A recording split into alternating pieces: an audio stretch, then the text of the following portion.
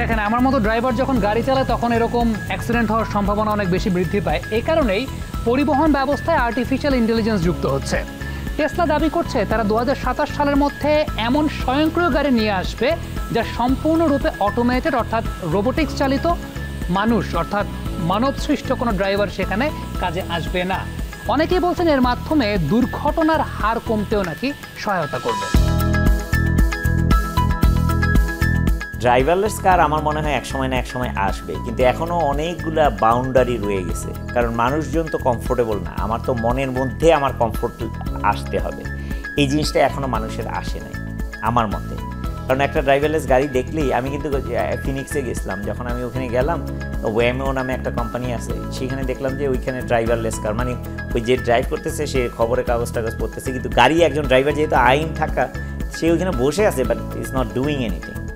Driverless bus দেখলাম আমরা, beep নামে একটা কোম্পানি আছে ফ্লোরিডাতে, তারা হলে গিয়া ওই যে ওই একটা বাসের মধ্যে করে যারা এল্ডারলি যারা আছে তারা ওইখানে থাকে, একটা ভিলেজ আছে, ওইখান থেকে নিয়ে এসে তারা হয়তো শপিং করতে গেল বা কিনতে, এই পুরো বাসটা ড্রাইভারলেস, এখানে কোনো ড্রাইভার নেই। আমরা কিন্তু আগে থেকেই দেখছি যে মেট্রো রেলের মতো জিনিসগুলো পৃথিবীর অনেক দেশে কিন্তু ড্রাইভার নেই, ড্রাইভার ছাড়া। হ্যাঁ, কিছু কিছু অ্যাক্সিডেন্টের জন্য, কিছু রেগুলেশনের জন্য তারা ড্রাইভারগুলো দিচ্ছে। সো আস্তে আস্তে এটা মুভ হচ্ছে টুয়ার্ডস দ্য ড্রাইভারলেস একটা ট্রান্সপোর্টেশন মেকানিজম, যেটা পুরাটাতে it will take a long time. আমার মতে আরও অনেক সময় লাগবে এই অ্যাডপশনটা, কারণ মানুষের বেশিরভাগ গাড়িতে ড্রাইভার আছে, কারণ ড্রাইভার যে কী বিহেভ করবে এটা জানা অনেক কঠিন। আর ড্রাইভারলেস সেগুলো কিন্তু বিহেভিয়ারটা খুবই প্রিডিক্টেবল। হ্যাঁ, তার মানে অ্যাডপশনটাই হলো এখানকার সবচেয়ে বড়। টেকনোলজি ইজ রেডি, অলরেডি আছে, ট্রাকও আছে, গাড়িও আছে। সো অনেক কিছুই এখন ড্রাইভারলেস হয়ে গেছে। ইনফ্যাক্ট আমি যদি এখন প্লেন চালাই, যদি আমি প্লেনকে বলি, প্লেন কিন্তু নিজে নিজেই চলতে পারে এক নাম্বার, এবং প্লেন কিন্তু নিজে নিজে ল্যান্ডও করতে পারে।